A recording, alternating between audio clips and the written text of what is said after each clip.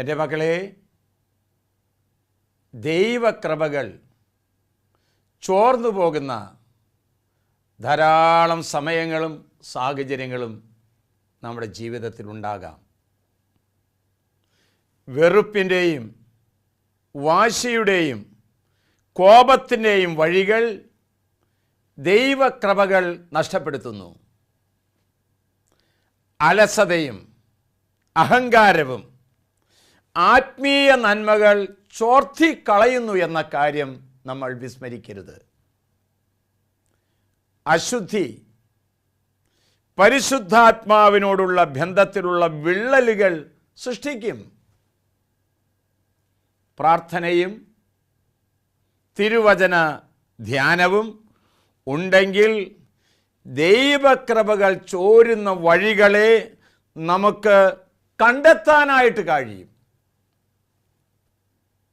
അനുതാപവും അനുരഞ്ജന കൂദാശകളും ഉണ്ടെങ്കിലേ വിള്ളലുകൾ തുന്നിച്ചേർക്കുവാനായിട്ട് നമുക്ക് സാധിക്കുക.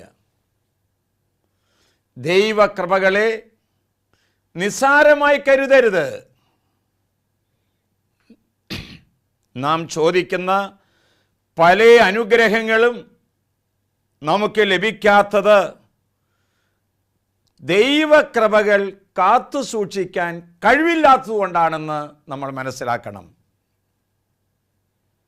വചനത്തിൻ്റെ വെളിച്ചത്തിൽ നഷ്ടപ്പെട്ടു പോയ ദൈവകൃപകൾ ഏതു വഴിക്കാണ് പോയത് എന്ന് തിരിച്ചറിയാൻ നമ്മെ സഹായിക്കും. വചനം ഓർമ്മപ്പെടുത്തുന്നു, ഹെബ്രായർ 12:15, ദൈവകൃപകൾ ആർക്കും നഷ്ടപ്പെടാതിരിക്കുവാൻ ശ്രദ്ധിച്ചുകൊള്ളുവിൻ. ആമേൻ.